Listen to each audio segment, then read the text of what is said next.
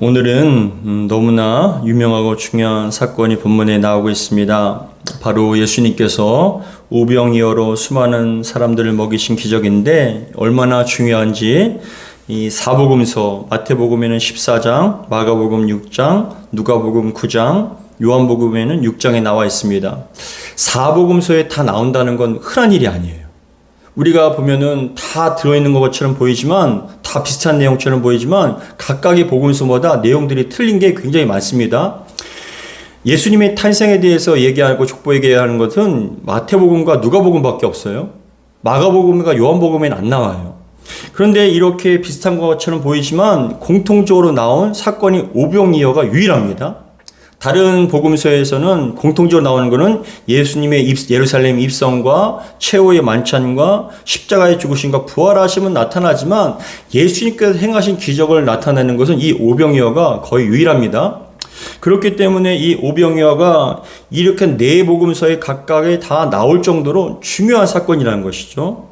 그만큼 중요하기 때문에, 그만큼 귀중하기 때문에 각각의 복음서에 이 오병이어의 사건이 나오는데, 그렇다면 이렇게 중요한 오병이어 사건을 통하여서 저와 여러분들에게 무엇을 말씀하고 싶으실까요?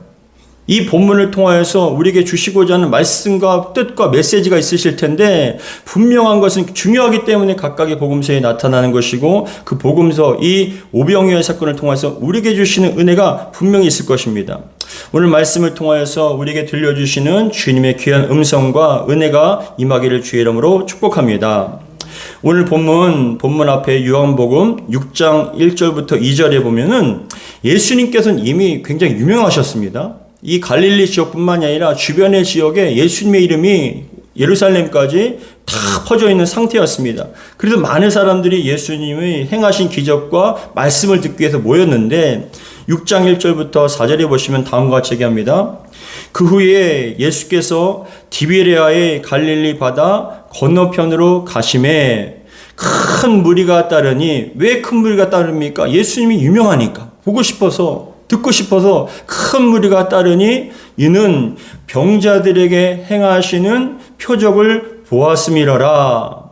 그래서 3절에 보시면 예수께서 산에 오르사 제자들과 함께 거기에 앉으시니 마침 유대인의 명절인 유월절이 가까운지라 라고 말씀을 합니다.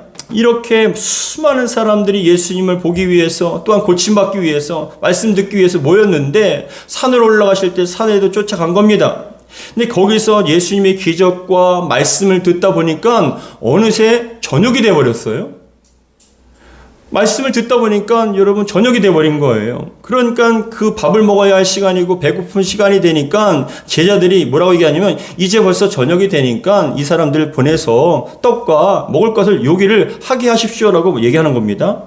마태복음 14장 15절에는 다음과 같이 얘기합니다. 저녁이 되매 제자들이 나와 이르되 이곳은 빈들이요 때도 이미 저물었으니 무리를 보내어 마을에 들어가 먹을 것을 사 먹게 하소서라고 얘기하는 겁니다. 그런데 문제는 예수님과 제자들, 수많은 사람들이 있는 곳이 산이라는 것이죠. 배고픈 시간에 먹을 것을 여러분 사 먹도록 제자들이 보내야 되는데, 예수님께서는 뭐라고 생각하냐면, 마을과 이 지역이 멀니까 가다가 배고플 수 있는 거 아니냐, 기력이 쇠할 수도 있는 거 아니냐, 그런 생각이 들어서 뭐라고 말씀하시냐면은, 오늘 본문에 의하면은 빌립에게 뭐라고 얘기하시냐면은, 빌립한테 얘기합니다. 이 사람들을, 우리가 떡을 사서 이 사람들을 어디서 먹일 수 있겠냐라고 물어보시는 거예요. 우리 오늘 본문 5절 같이 한번 읽겠습니다. 요한복음 6장 5절입니다. 같이 읽겠습니다. 시작. 예수께서 눈을 들어 큰 무리가 자기에게로 오시는 것을 보시고 빌립에게 이르시되 우리가 어디서 떡을 사서 이 사람들을 먹이겠느냐 하시니 라고 합니다. 다른 복음서에서는 빌립이라고 구체적으로 얘기하지 않는데 요한복음에서는 빌립에게 물어보시는 거예요. 직접 우리가 어디서 떡을 사서 이 사람들을 먹이겠느냐라고 물어보십니다. 근데 이렇게 질문하신 것은 그냥 하신 것이 아니라 빌립이 어떻게 말씀한 건지 그것을 시험하기 위해서 아심에도 불구하고 질문을 하셨다라고 또 6절에 나와 있어요. 우리 요한복음 6장 6절 같이 읽겠습니다. 시작. 이렇게 말씀하심은 친히 어떻게 하실지를 아시고 빌립을 시험하고자 하심이라 라고 합니다. 이 시험이라는 거죠. 아니 아시면서 어떻게 할지 아시면서 왜 물어보십니까? 빌립을 시험, 여기서의 시험은 어떠한 시험 들어서 넘어지게 하는 것이 아니라 테스트하는 거죠. 뭐라고 얘기하실까? 근데 여기서 시험이라는 것은 더 중요한 거예요. 예수님께서는 산에서 빵을 구하는 게 불가능하다는 걸 너무나 잘 알고 계시죠. 먹을 데가 없어요. 살 데가 없습니다. 그것을 잘 아셨음에도 불구하고 빌립아, 우리가 어디서 떡을 사서 이 사람들을 먹이겠냐고 물어보실 때 그것은 무엇이냐면 바로 그겁니다. 중요한 거예요. 그 제자들 빌립의 반응을 보기 위한 거예요. 할 수 없다는 걸 아세요. 그럴 능력도 없다는 거 아시고 사 먹일 때도 없다는 거 아십니다.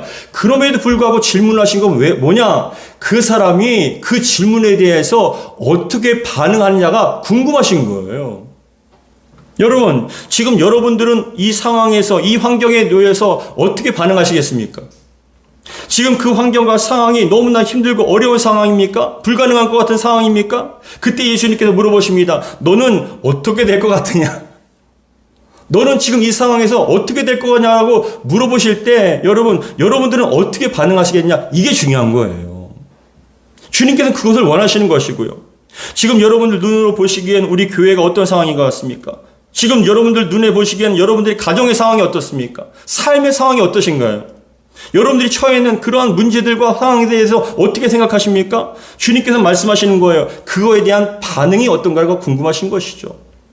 예수님께서 빌립에게 어떻게 대답할 건지 알면서도 의도적으로 질문을 하십니다. 빌립아, 우리가 어디서 떡을 사서 이 사람들을 먹이겠느냐? 근데 곰곰이 말씀을 묵상하다 보니 이러한 질문을 구약에서도 나오지 않습니까? 구약에서도 이런 비슷한 질문이 나옵니다. 무엇이냐면은 하나님의 영이 에스겔을 이끌어 마른 뼈들이 가득한 골짜기로 이끄십니다. 그것을 지나가게 하시고 한 가운데에서 여러분 보게 하십니다. 그런 다음에 하나님께서 물어보십니다. 에스겔아, 이 뼈들이 살겠느냐? 이 뼈들이 살겠느냐라고 물어볼 때 에스겔이 여러분 뭐라고 대답했습니까? 주여, 주께서 아시나이다. 주께서 아시나이다. 주님께서 살리고자 하면 살 것이고 죽이고자 하면 죽이실 겁니다. 모든 주권과 권세는 주님께 달려 있습니다라고 그렇게 대답을 합니다.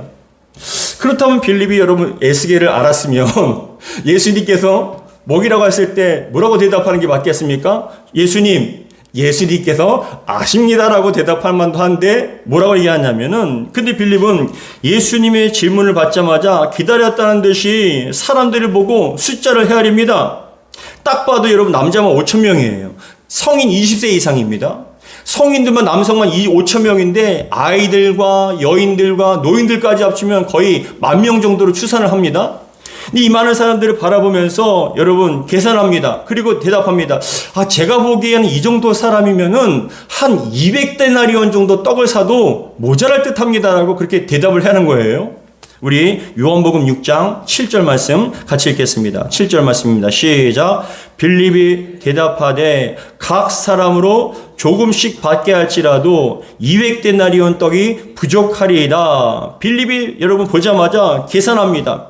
굉장히 계산이 빨랐던 사람 같아요. 제자들 중에 빌립이 보자마자 대답합니다. 각 사람으로 조금씩 받게 한다는 게 뭐냐? 그냥 요기 정도.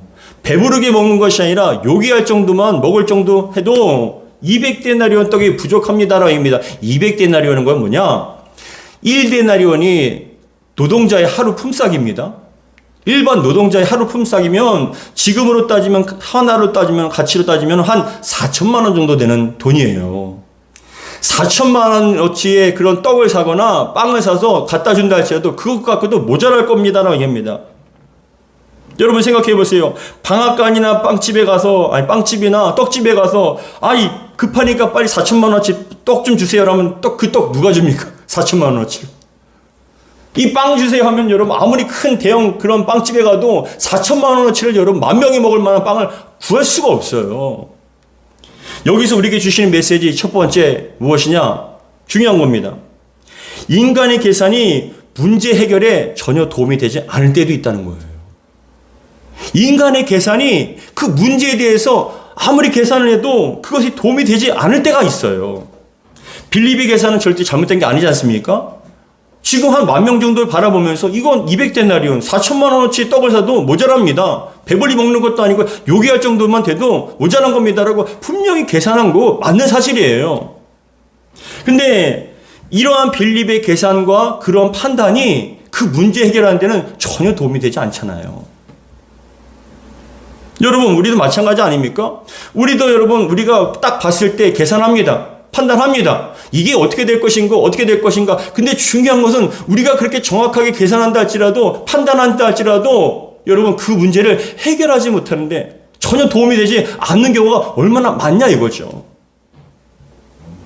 그때 예수님께서 우리들에게 문제가 어떻게 했으면 좋겠냐, 이것을 넌 어떻게 생각하냐고 얘기했을 때 앞에 말씀드렸던 것처럼 반응을 보신다는 것이죠. 우리한테 이런 질문을 한 건 여러분, 우리에게 해결하라고 한 얘기가 아니에요. 그 문제를 보고, 그 판단을 보고 빌립한테 야, 이것을 200데나리온 떡을 가져다 빌립 스스로한테 해결하는 얘기가 아니잖아요. 반응이 궁금한 거잖아요. 네가 믿음이 있는지 아니면 믿음이 없는지. 너는 정말 하나님을 보고 나를 바라보며 주님께서 하실 수 있다는 그런 신앙과 믿음으로 나아가는지 아니면 불가능하다고 끝났다라고 생각하는지 그 반응을 보길 원하신다는 것이죠. 여러분들 보기에는 어떻습니까? 다시 한번 말씀드립니다. 여러분들 보시기에는 어떻습니까?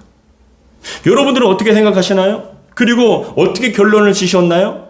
빌립은 다음과 같이 결론합니다. 결론을 내렸습니다. 각 사람이 조금씩 받아도 200데나리온의 떡이 모자랍니다. 그거 갖고는 안 됩니다. 그게 결론이에요. 근데 그러한 결론은 아무런 도움이 되지 않는 거예요. 이것이 바로 여러분 우리의 계산과 판단과 능력에 한계가 있다는 것을 성경에서는 분명히 말씀해 주고 계신 겁니다. 두 번째, 이때 시몬 베드로의 형제 안드레가 예수님께 어떻게 하냐면은 여기 한 아이의 도시락이 있습니다. 보리떡 5개와 물고기 2마리가 있습니다. 근데 이게 이 많은 사람한테 얼마나 되겠습니까? 라고 얘기합니다. 그림에 보시면, 그리고 어떤 영화나 그런 걸 보시면은 빵이 이만한 빵, 보리떡 5개라고 얘기합니다. 근데 그게 아니에요. 어린아이의 도시락이라고 하면 여러분 찢어서 조그만 거예요. 큰 것도 아니에요. 어린아이가 이만큼 큰 걸 갖고 다니겠습니까? 물고기도 이만큼 큰 게 아니에요. 그냥 조각인 거예요. 왜요? 그 아이의 도시락이기 때문에. 근데 그런 조그만 보리떡과 물고기 2마리, 그것도 큰 게 아니라 멸치보다 조금 큰 그만한 것들이 여러분 있는데 이것 갖고 여러분 10,000명이 어떻게 먹습니까? 어떻게 작나요? 그래서 이 안드레가 얘기합니다. 여기 어린아이의 도시락이 있는데요. 물고기 2마리와 보리떡 5개가 있는데 이게 많은 사람들한테 무엇이나 어떤 기별이나 되겠습니까? 라고 얘기한 겁니다. 우리 8절과 9절, 요한복음 6장 8절과 9절 같이 읽겠습니다. 시작.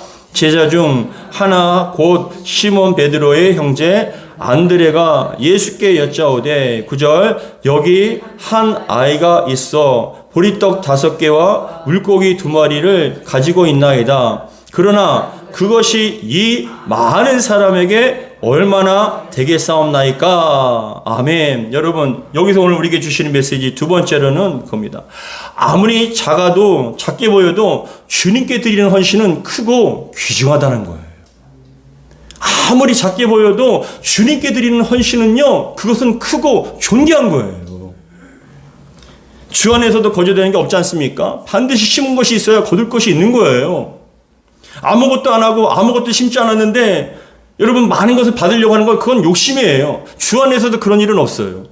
반드시 심은 것이 있고 무엇인가 드린 게 있어야 받을 것도 있는 거예요.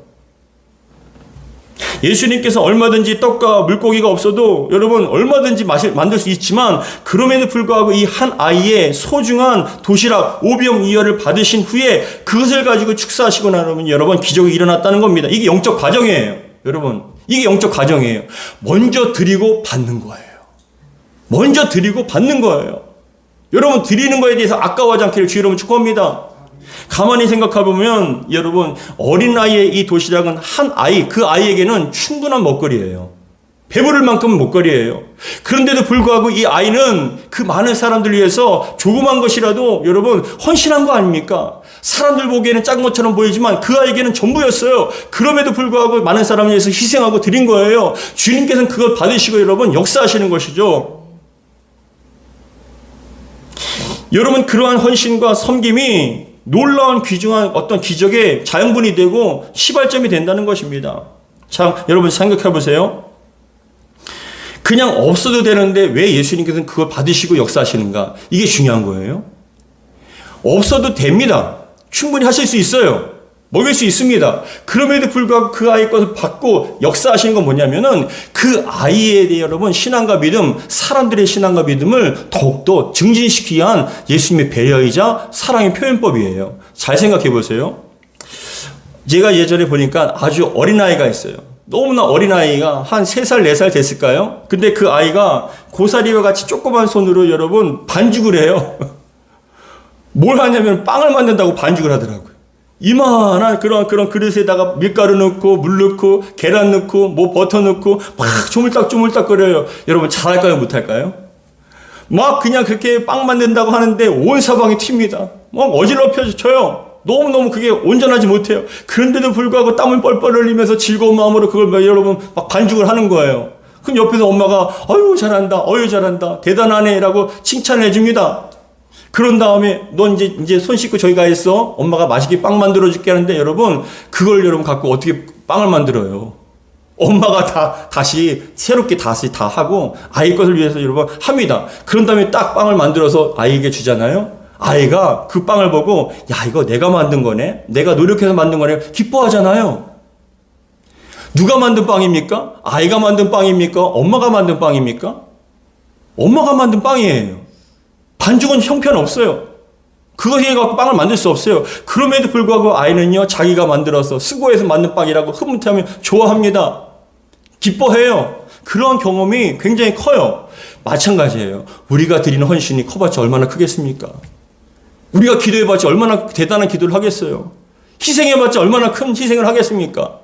우리 예수님께서 우리 위해서 물과 피를 쏟으시고 그 하나님께서 인간의 그 죄인된 몸으로 오셔서 정말 우리에서 물과 피를 쏟으시며 사랑해 줄 그 사랑에 비해서 여러분 우리가 얼마만큼 주님을 사랑할 수 있겠습니까? 그럼에도 불구하고 우리의 작은 헌신과 그런 섬김과 희생을 통하여서 그 일이 이루어졌다는 것을 여러분 뿌듯해하며 기뻐하시는 그 모습을 보이기 위해서 주님께서는 우리에게 받기를 원하시는 거예요. 여러분 인색하지 마세요. 그거 갖고 하나님께서 여러분 그거 갖고 우리가 부자 되시는 거 아니잖아요. 이 세상의 창조주이시고 이 세상의 주인 되신 분께서 여러분들에게 원해봤자 무엇을 원하겠습니까? 여러분 드려봤자 얼마나 드리겠습니까? 그런데 중요한 것은 내가 주님을 사랑하는 마음으로 드렸을 때 주님께서는 그것을 가지고 놀라운 일을 행하여 주셨을 때 뿌듯하잖아요. 아, 내 헌신과 섬김이 정말 그런 희생이 이런 역사가 나타나는구나. 그것에 대해서 신앙과 믿음이 더욱더 견고해지고 성숙해지고 기뻐할 수 있다는 거죠. 주님께서는 그걸 기뻐하시는 거예요. 사랑하는 성도 여러분, 하나님께서는 우리가 무엇인가를 드리는 것 아까워하지 않고 사랑의 마음으로 드린다면 아무리 작은 것이라도 가장 크고 존귀하게 여기시며 그 영혼을 너무나 기뻐하신다는 거 잊지 마시고 오늘 말씀과 같이 얘기합니다. 안드레 보기에는 여러분 생각했습니다. 이게 여러분 얼마나 크겠습니까? 이 사람들한테 무슨 역사가 나타나겠습니까? 얼마나 배부르겠습니까? 라고 그렇게 생각했지만 주님께서는 아니요. 그게 너무나 소중한 기적의 출발점이 되게끔 만들어 주신다는 것이죠. 여러분들에게 이런 은혜가 헌신이 있기를 주의 이름으로 축복합니다. 오늘 본문에서 말씀하시는 세 번째 중요한 말씀입니다. 세 번째, 주님의 해결책은 우리의 한계와 상상을 초월하신다는 거예요. 주님의 해결책은 우리의 한계와 상상을 초월합니다. 모세와 이스라엘 백성들은 분노에 휩싸인 바로와 군병들에게 쫓기고 있었습니다. 말과 전차가 쫓겨옵니다. 빠르게 달려옵니다. 자신들을 죽이기 위해서 그런 장자와 그런 것들이 다 죽은 그런 상태에서 아이를 빼앗긴, 아이를 죽인 그런 원수를 향하여서 달려온 겁니다. 모세와 이스라엘 백성들은 갈 데가 없어요. 앞으로는 홍해가 있고 옆으로 가봤자 아무리 달려봤자 말과 병거를 여러분 그것을 뿌리치지 못해요. 더군다나 아이들과 여인들과 노인들이 있는데 어떻게 도망갑니까? 그건 있을 수가 없어요. 절대절명의 위기이고 죽어야 할 그런 상황입니다. 그런데 그때 모세가 무릎을 꿇고 하나님께 기도합니다. 하나님, 이러한 상황에서 어떻게 하면 좋겠습니까? 라고 했을 때 여러분 하나님께서는 모세와 이스라엘 백성들이 상상치도 못할 방법으로 해결해 주십니다. 홍해를 갈라주신 거예요. 길이 없는 곳에 길을 열어주시지 않습니까? 출애굽기 15장 14장 15절부터 16절, 출애굽기 14장 15절부터 16절 다음과 같이 말씀합니다. 여호와께서 모세에게 이르시되 너는 어찌하여 내게 부르짖느냐? 이스라엘 자손에게 명령하여 앞으로 나아가게 하고 지팡이를 들고 손을 바다 위에 내밀어 그것이 갈라지게 하라. 이스라엘 자손이 바다 가운데에서 마른 땅으로 행하리라 라고 말씀합니다. 우리에겐 불가능할 것 같고 답이 없는데 길이 없는데 하나님께서는 여러분 얼마든지 길을 만드시고 답을 주시는 분이셔요. 그러니까 주님 찾는 거 아닙니까?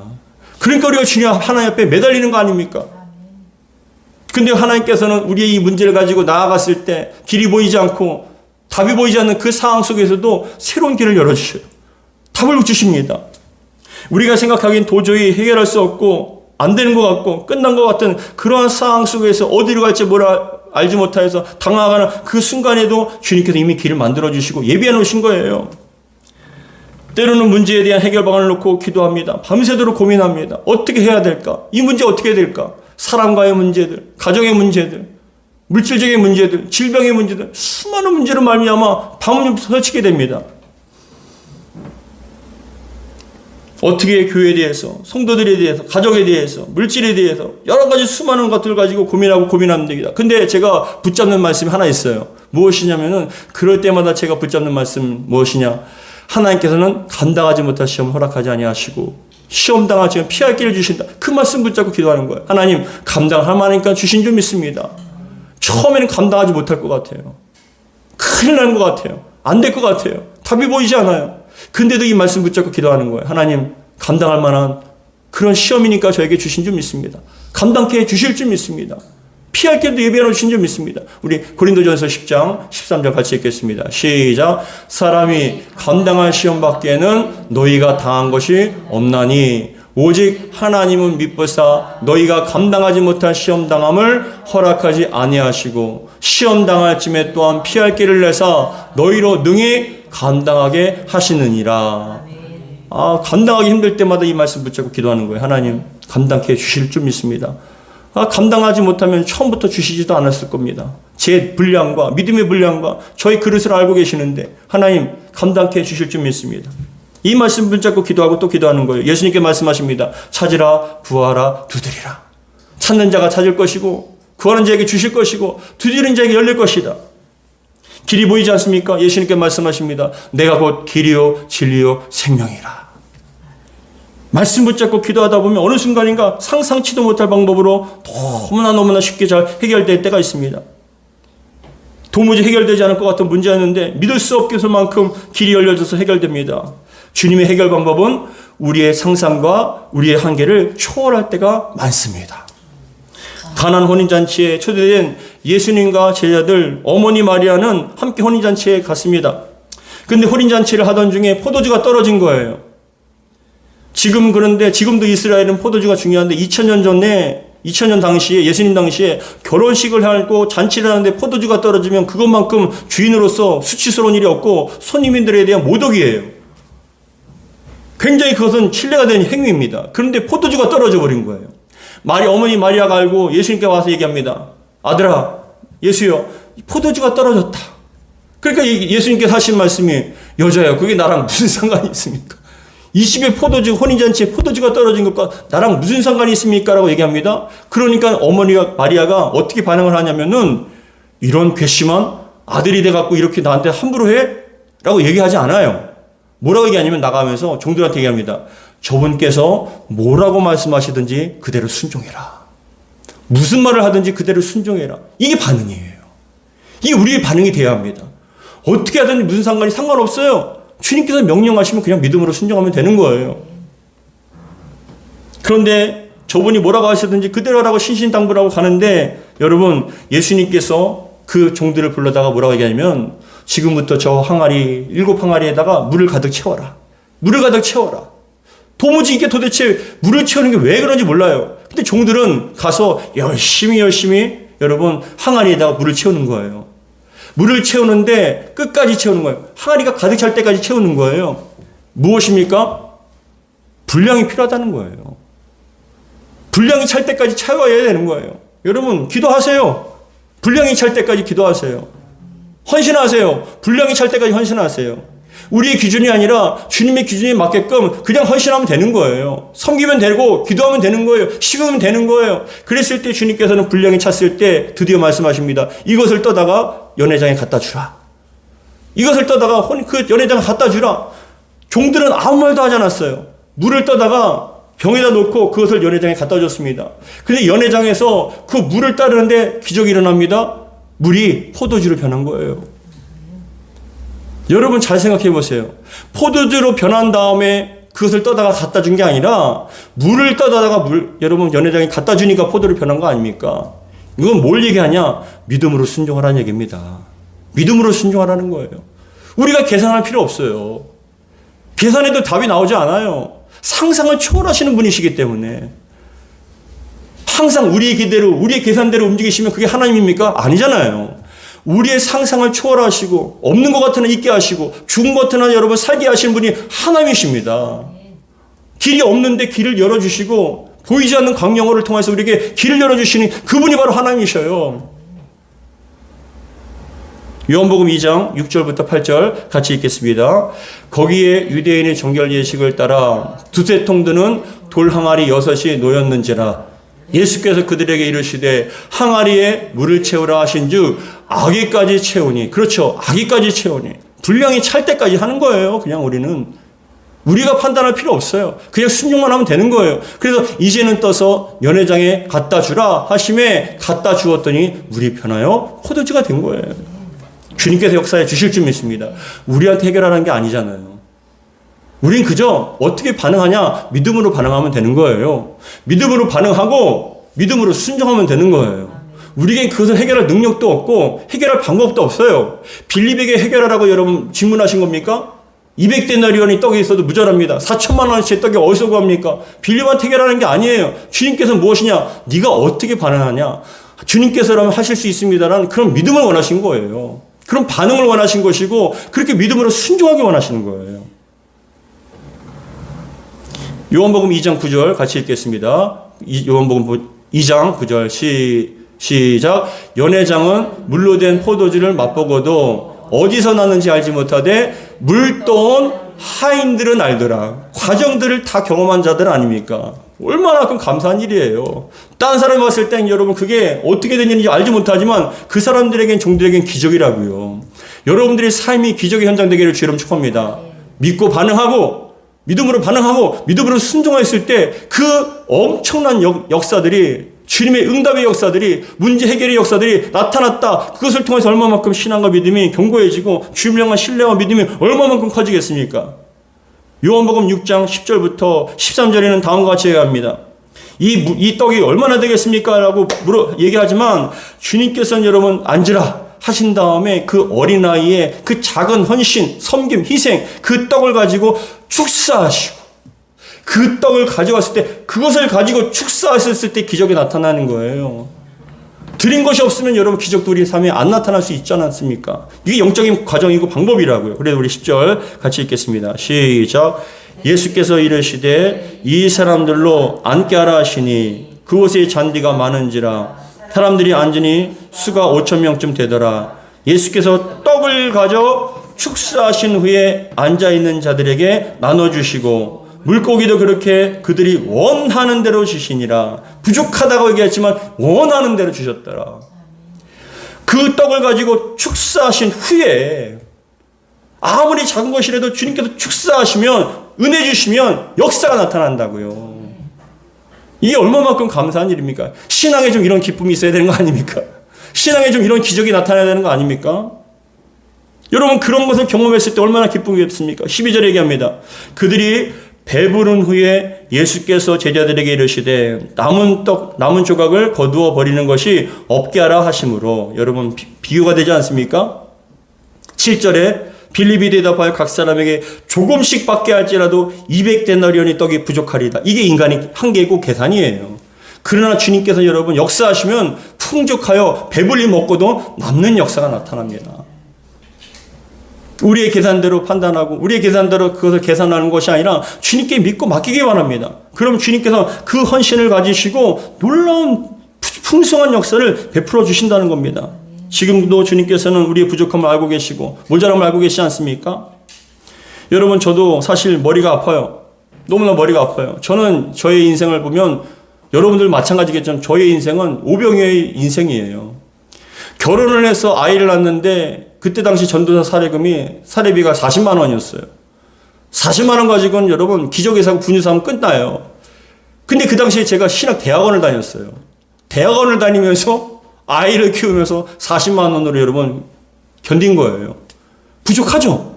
계산으로 보면 답이 안 나와요. 근데 그냥 살다 보니까 채워주셔요. 교회를 개척하고 이전을 하면서 7년 동안 사례를 못 받았어요. 아무것도 없었어요. 근데 죽이시지 않더라고요. 채워주신 은혜가 있어요. 그래서 여기까지 온 겁니다. 이번에도 교회 건축을 하는데 그 현장 소장님과 사장님들이 건축에 있는 그 사장님들이 대표들이 얘기합니다. 아, 목사님 교회가 크신가 봐요. 한 200명, 300명 되시나 봐요.